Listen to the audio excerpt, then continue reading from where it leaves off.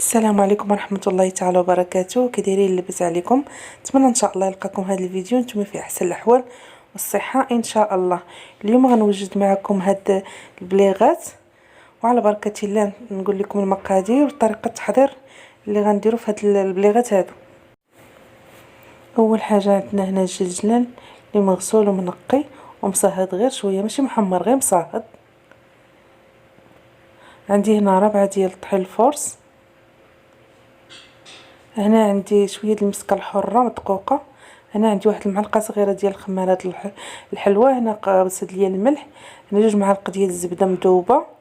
هنا معلقه صغيره ديال القرفه، معلقه صغيره ديال النافع، معلقه صغيره ديال حبه حلاوه، معلقه صغيره ديال معلقه كبيره ديال الزيت المائده، وهنا المعلق ديال ما الزهر. وهنا غنخلطو بالماء. بسم الله على بركه الله نبداو. هنا في القصعه غنديروا هنا الطحين كما قلت لكم رابعه، قد الطحين قد الزلجلان. الا بغيتوا تضبلوا المقادير يعني دائما قد الطحين قد الزلجلان. كنضيفوا الزلجلان،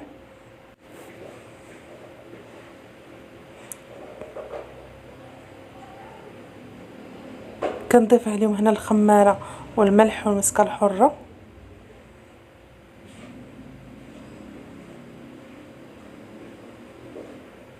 كنضيف هنا القرفه والنافع وحبه حلاوه.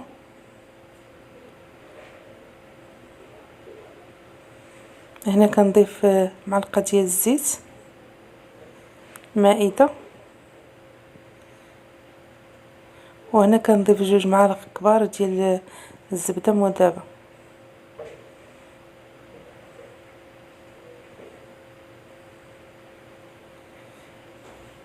هنا كنضيفوا 3 المعالق ديال ما الزهر.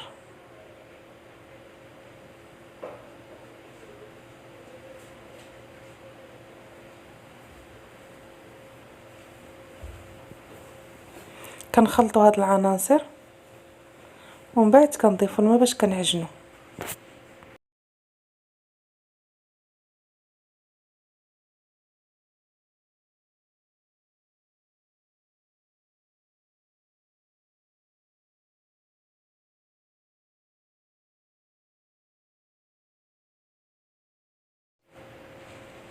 الماء كنضيفوه بشويه بشويه باش ما تجينا العجينه جاريه. العجينه ضروري خصها تكون مجموعه وقاصحه شويه.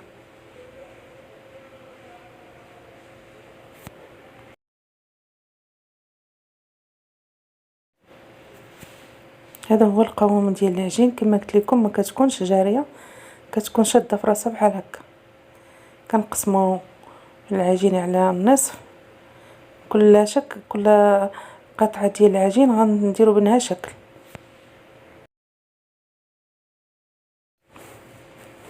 كنطلقوا العجينه بالمدلك، ما تكونش غليظه ما تكونش رقيقه، يعني غيكون السمك ديالها 1 مليمتر 1 سنتيمتر عفوا.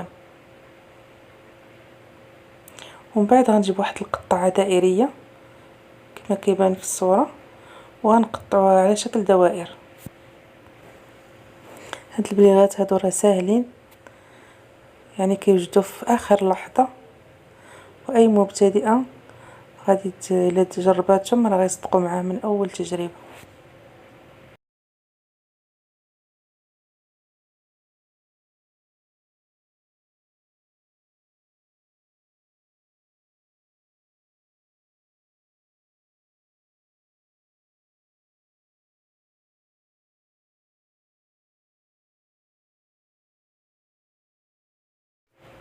هنا من بعد ما شكلنا العجينه كلها دوائر كنحيدوا هذاك الزائد ديال العجين، كنجمعوه وكنديرو في بلاستيكه. عاوتاني غادي نعاودو نخدمو به، نعاودو عاوتاني نطلقوه ونشكلوه، يعني ما غيضيعش. انا بعد ما شكلنا الدوائر كنشكلو بهذا الشكل هذا، شكل بسيط وسهل كما كتشوفوا.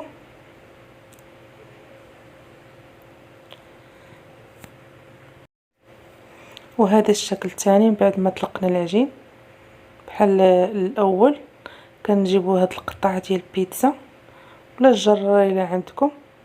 كنقطعوها على هاد الشكل مستطيلات، وكنحاولوا نشكلوها مربعات. نحاولوا يكونوا هذوك المربعات كلهم مقادين باش يعطونا بليغات كلهم في نفس الحجم.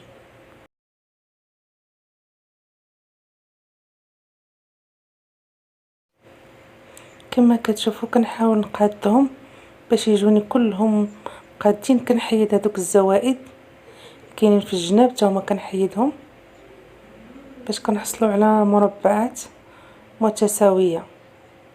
نفس الشيء هذيك العجينه اللي حيدنا دوك الزوائد كنعاودوا نجمعوهم ونشكلوهم.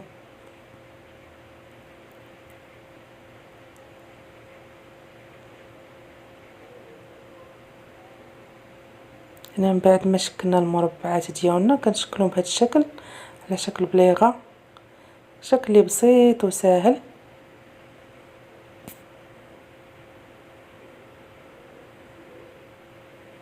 كما كتشوفوا راه ساهل، ما كياخذ منك لا وقت لا مجهود لا والو.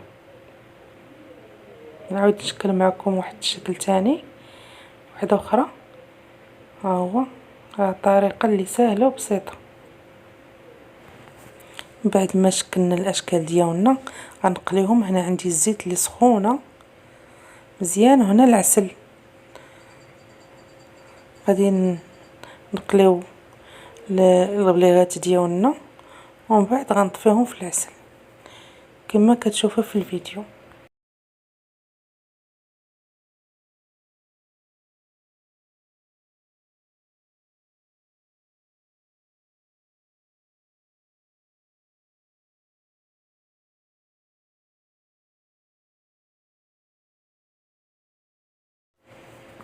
هنا بعد ما طابوا البليغات ديالنا تحمروا كنطفيوهم في العسل. كنستمر في هذه الطريقه هذه حتى كنساليو كلشي الكميه ديال البليغات اللي عندنا. كما قلت لكم هاد البليغات راه ساهلين وكيوجدوا في اخر لحظه.